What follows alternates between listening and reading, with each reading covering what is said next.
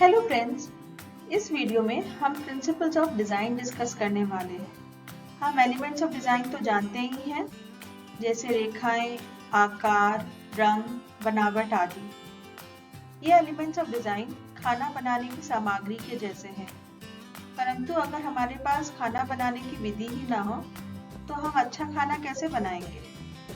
ये principles of design हमें अच्छी कला और डिज़ाइन बनाने की तरीका बताते हैं। चलिए देखते हैं प्रिंसिपल्स ऑफ डिज़ाइन क्या होते हैं।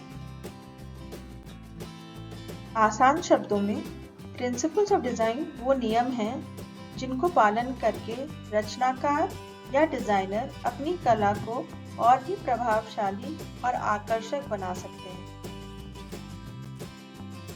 ये प्रिंसिपल्स हर रचना में प्रयोग की जाती हैं। एक अच्छी पेंटिंग बनानी हो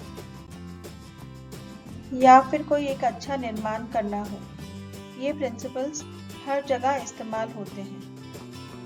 प्रिंसिपल्स हमें अपनी रचनाओं में संतुलन और मेल बनाने में भी मदद करते हैं। तो चले देखते हैं 7 प्रिंसिपल्स ऑफ डिज़ाइन क्या है। तो 7 प्रिंसिपल्स ऑफ डिज़ाइन होते हैं।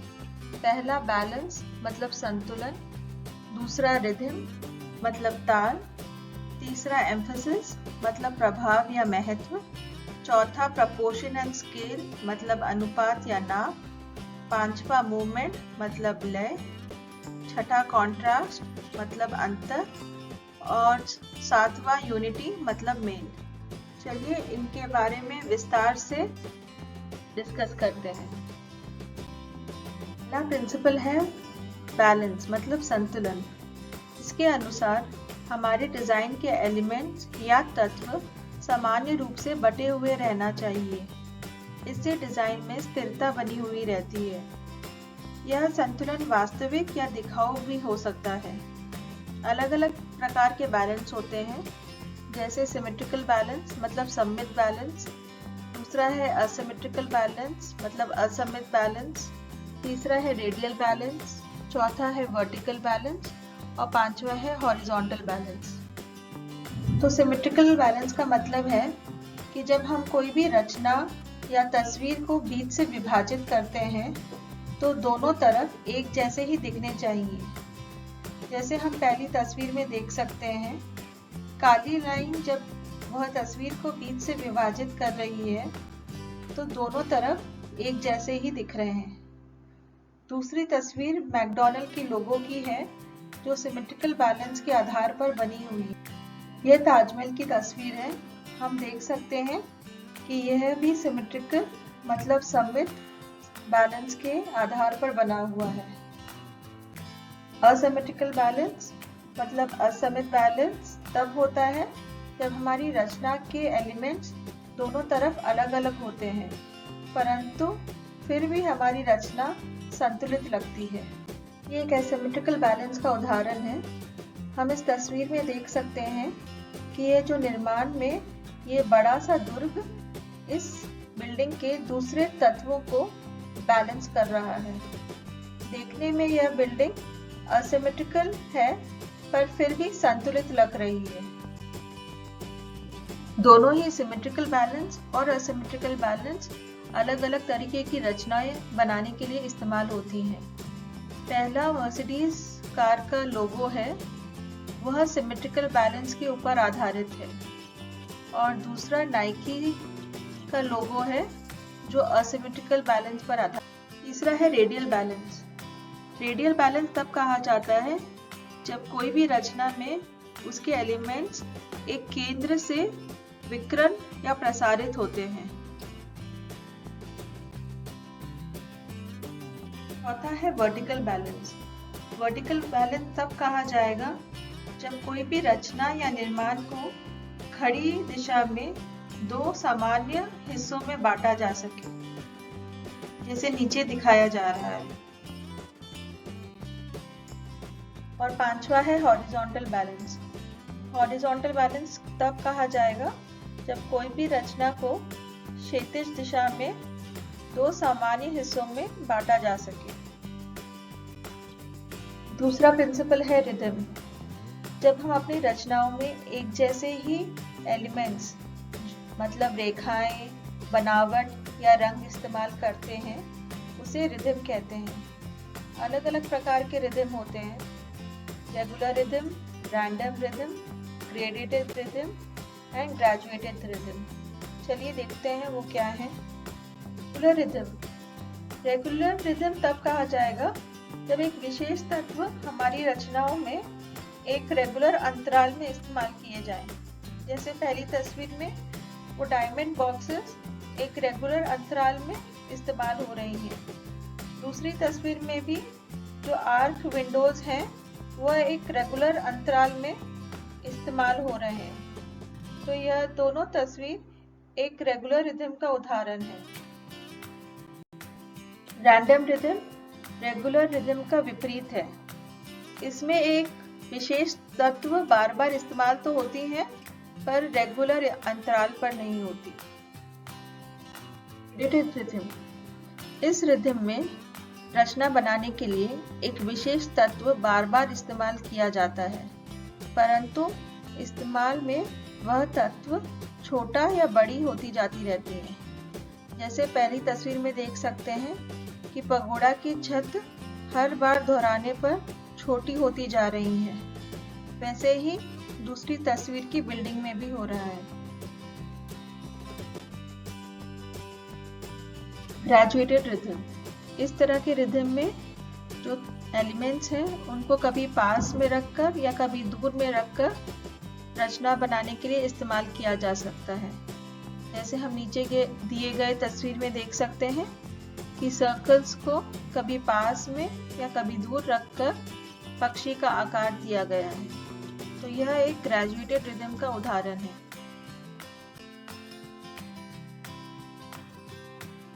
जब हमें दर्शक का ध्यान हमारी रचना के एक विशेष एलिमेंट पर खींचना हो तो हम एम्फेसिस प्रिंसिपल का इस्तेमाल कर सकते हैं। वह एलिमेंट जिस पर हमें दर्शक का ध्यान केंद्र करना है उसे फोकल पॉइंट कहा जाता है। एम्फेसिस अलग अलग तरीकों से पाया जा सकता है, जैसे contrast, isolation, location, convergence and uniqueness. नीचे दिए गए तस्वीर आकार, रंग और भाव इस्तेमाल कर एम्फेसिस पाने का उदाहरण है। पहली तस्वीर में पीली रंग की गेंद अलग होने के कारण दर्शक का ध्यान आकर्षित कर रही है। वैसे ही दूसरी तस्वीर में लाल गेंद बाकी गेंदों से अलग होने के कारण दर्शकों का ध्यान आकर्षित कर रही है। Emphasis by isolation. इस तरह के एम्फेसिस में हम एक विशेष तत्वों को बाकी तत्व से अलग करके उस पर ध्यान आकर्षित कर सकते हैं।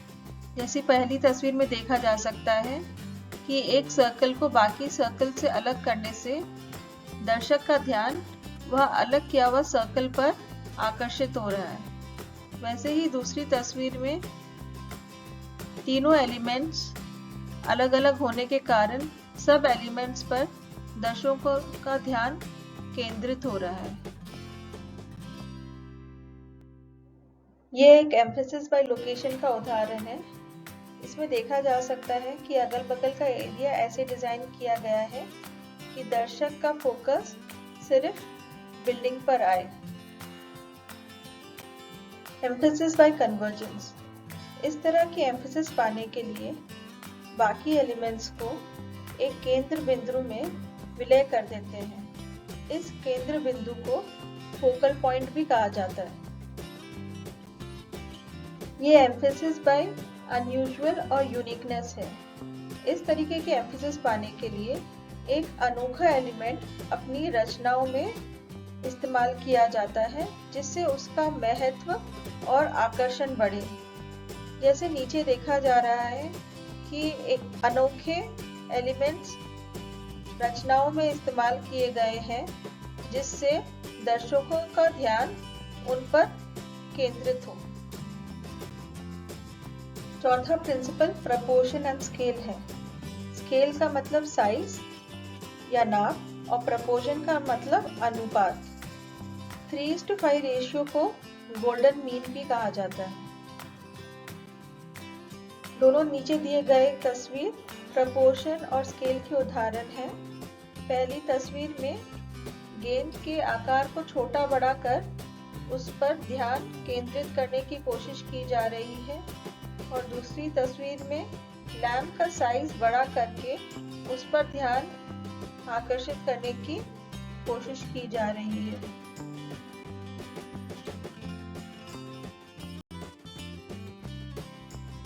ये पेरिस का बहुत फेमस म्यूजियम है। इसे भी प्रपोर्शन और स्केल के प्रिंसिपल के अनुसार डिजाइन किया गया है। हम देख सकते हैं कि सही आकार होने के कारण कैसे हमारा ध्यान वो बीच के कांच के पिरामिड पर केंद्रित हो रहा है। पांचवा प्रिंसिपल है मूवमेंट, मतलब लय। इस प्रिंसिपल का इस्तेमाल करके आर्टिस्ट अपने डिजाइन में गति का भाव दिखा सकते हैं।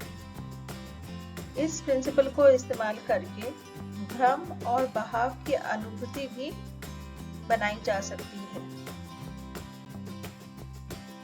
ये खूबसूरत बिल्डिंग एक फेमस आर्किटेक्ट ज़ाहा हदीद के द्वारा डिजाइन की गई है। हम देख सकते हैं कि उन्होंने प्रिंसिपल ऑफ मूवमेंट का इस्तेमाल करके कैसे एक पाथ दर्शक के लिए बनाया है और कैसे एक बहाव है पूरी बिल्डिंग में। ये एक फेमस पेंटिंग है। इसमें देख सकते हैं हम कि कैसे रेखाओं का इस्तेमाल करके एक बहाव और लय की अनुभूति हो रही है। छठा एलिमेंट है कंट्रास्ट, मतलब अंतर। कंट्रास्ट पाने के लिए हम दो अलग तरीके के एलिमेंट को एक ही रचना में इस्तेमाल करते हैं, जिससे एक एलिमेंट का महत्व बढ़ सके। कंट्रास्ट पाने के लिए हम colour, texture, size, proportion, shape या मूवमेंट का इस्तेमाल कर सकते हैं। तस्वीर में कैसे अलग रंग की छतरी का इस्तेमाल करके कंट्रास्ट बनाने की कोशिश की गई है। इस तस्वीर में कंट्रास्टिंग हाथों का प्रयोग करके अलग अलग उम्र को दर्शाने की कोशिश की गई है। दूसरी तस्वीर में भी प्रपोर्शन एंड स्केल प्रिंसिपल का इस्तेमाल करके कंट्रास्ट क्रिएट किया गया है।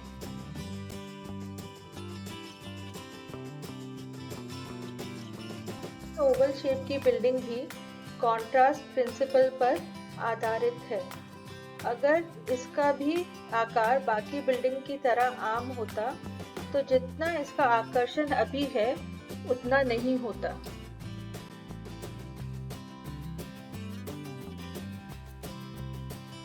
ये बिल्डिंग भी contrast by shape and colour का उदाहरण है। सातवां और आखिरी प्रिंसिपल है यूनिटी, मतलब मेल।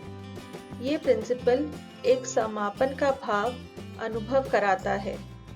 ये तभी हो सकता है जब डिजाइन के सारे तत्व एक दूसरे से संयोजित हो।